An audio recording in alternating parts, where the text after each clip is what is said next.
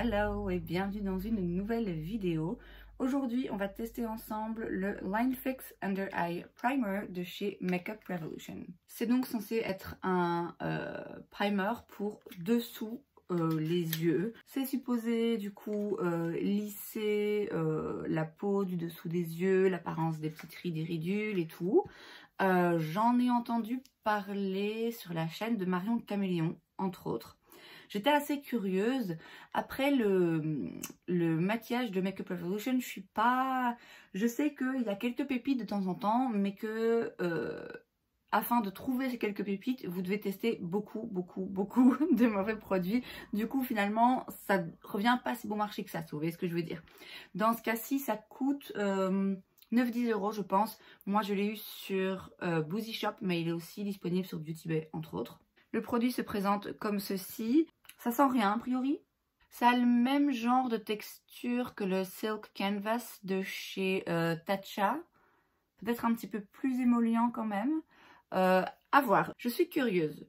Je suis aussi un rien sceptique. Parce que c'est le genre de produit où je me dis que finalement une fois que vous avez mis l'anti-cerne et une poudre, si en plus c'est une poudre qui aide un petit peu à lisser le dessous des yeux, est-ce que vraiment finalement on voit vraiment une différence ou pas, ou est-ce qu'on a l'impression qu'on voit une différence parce qu'on a mis le produit.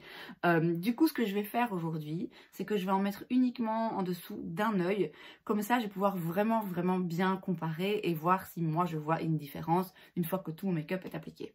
Donc là, je viens de mettre mon primer. Du coup, j'ai mis le Silk Canvas de chez Tatcha puisque j'en ai parlé. Et je vais maintenant appliquer le Under Eye Primer de chez Makeup Revolution juste en dessous de cet œil. J'ai regardé sur Beauty Bay du coup s'il y avait des instructions particulières. Et il disait simplement d'appliquer avant d'appliquer son make-up. Donc j'en ai pris un petit peu sur mon doigt. Je ne sais pas non plus quelle quantité je dois prendre. Je suppose que je dois bien aller bien partout en dessous des yeux. Je vais aussi l'étirer un peu là parce que là aussi il y a des rides. Il y a des rides partout hein, maintenant, qu'on soit clair. J'essaye de bien le presser, bien le faire pénétrer mais délicatement. Hein. Est-ce qu'on voit une différence ou pas? Oui, peut-être bien qu'on voit une petite différence. C'est légèrement plus soyeux.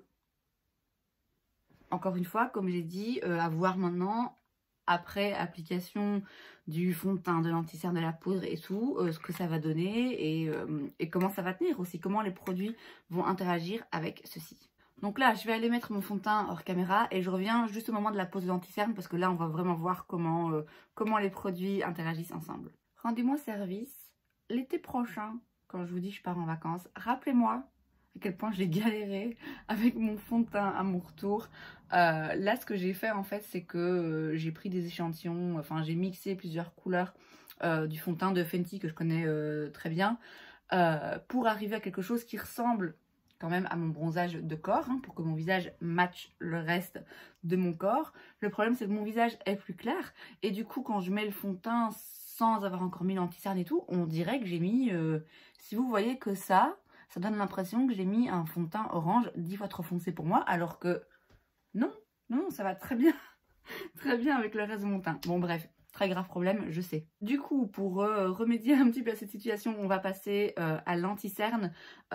Pour le moment, donc avec le fond de teint, puisque là j'en ai mis un petit peu ici, j'ai pas remarqué de différence, j'ai pas remarqué que le fond de teint a plus de mal à accrocher ou pas là comme ça en première application. Je vais donc mettre comme anti-cerne le Magic Touch de chez Anastasia Beverly Hills parce que je le connais et aussi parce qu'il est d'habitude trop foncé, donc voilà. Là il va être je pense juste bien, quoique peut-être un tout petit rien trop clair, donc voilà. Je vais commencer par ce côté où il n'y a pas le produit qu'on teste. J'en mets un petit peu ici avec ce qui me reste de mon éponge tant que j'y suis. Et maintenant je m'occupe de l'œil qui nous concerne. Alors, voyons voir ce que ça donne. Ouais, j'ai l'impression que là, alors les petites ridules ici, j'ai l'impression que ça ne change pas grand-chose. Par contre, juste là, les plis vraiment très fins parce que la peau est très fine. Je rêve? Dites-moi si je rêve ou pas. J'ai du mal à savoir si mon cerveau me joue des tours pour justifier parce que j'ai acheté ce produit. Bon, écoutez, on va maintenant poudrer le dessous des yeux. Donc pour ça, je prends la Airbrush Flawless Finish de chez Charlotte Tilbury.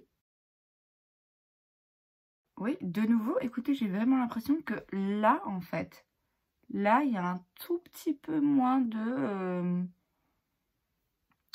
texture, moins de petites peaux fripées, là. Vous voyez, quand je fais comme ça? Je rêve pas? Bon, écoutez, je vais aller faire le reste de mon make-up. Je refais un petit point avec vous. Et puis, je vais porter ce make-up quelques heures et je referai de nouveau un petit point en fin de journée pour voir comment ça a évolué. Donc, voilà ce que ça donne une fois que tout le make-up a été appliqué. Alors, j'ai l'impression que la petite différence que j'avais l'impression qu'il se marquait ici, finalement, je pense qu'une fois que tout le make-up a été appliqué, anti-cerne, poudre et tout, je suis pas sûre de retrouver cette différence. On va voir maintenant sur la durée comment ça va tenir, puisque je vais aller filmer une autre vidéo, faire à manger et tout, et je reviendrai vers vous plus tard pour voir comment ça a tenu. Alors, on se retrouve quelques heures plus tard, j'ai plus beaucoup de rouge à lèvres, ça ressemble plus à grand chose. J'ai dû utiliser du papier absorbant parce que j'ai vraiment la peau grasse en ce moment. Bref, ce qui nous intéresse, c'est le primer pour le dessous des yeux de chez Makeup Revolution, que pour rappel, j'ai mis uniquement de ce côté. Il doit être passé 18 h maintenant, donc ça fait quelques heures, ça fait un petit moment que j'ai le make-up sur mon visage. On va donc regarder de plus près à quoi ça ressemble. Donc je vous l'ai dit, c'est la fin de la journée, donc on va ignorer les petits morceaux de mascara, on va ignorer les traces de lunettes et tout. Et on va se concentrer sur le dessous des yeux. Donc je regarde dans mon miroir ici en même temps que vous. Je pense qu'il n'y a pas vraiment de différence, hein, au final. J'ai même l'impression que ici, c'est un peu parti. Ouais, ici, bon après, c'est pas une science exacte. Mais j'ai un peu de mascara partout. J'ai l'impression que juste là, il y a un endroit en fait où il n'y a plus d'anti-cerne. Là, il y a un petit trou. Alors que de l'autre côté, je ne remarque pas exactement le même problème. Alors en première impression comme ça, après l'avoir testé une première fois, une journée sur uniquement un œil, enfin en dessous uniquement d'un œil, j'ai l'impression quand même que c'est le genre de produit qui vous sera plus utile si vous ne mettez rien d'autre, ou en tout cas pas grand chose d'autre. Puisque si vous vous rappelez bien au tout début, enfin oui, vous en rappelez parce que pour vous c'est à 5 minutes, en première application comme ça au début, j'avais quand même l'impression du côté où j'avais mis le produit que c'était légèrement lissé. Pas tellement de ce côté, mais vraiment ici, là où la peau est un petit peu plus fripée parce que vraiment très très fine. J'avais l'impression que ça retirait un petit peu cet aspect de ridule et de peau très fine en fait. Mais une fois qu'on rajoute l'anti-cerne, moi en plus j'en ai utilisé un qui est quand même pas mal couvrant. Une fois qu'on rajoute la poudre, moi j'en ai utilisé une qui est aussi pas mal lissante. J'ai l'impression que finalement le résultat se perd un petit peu, si vous voulez. On dirait aussi que de ce côté, le maquillage, donc l'anti-cerne et le fond de teint sont partis un petit peu plus rapidement. Maintenant, bon, je peux pas vraiment tirer de conclusion comme ça sur quelques heures. D'autant plus qu'il s'agit de peu de choses, hein. Il suffit que je me sois frotté cet œil-là au lieu de celui-là à un moment donné. Enfin bon, voilà, c'est évidemment pas une science exacte. En conclusion, je vais donc vous dire que ça peut fonctionner. Ça peut vraiment fonctionner.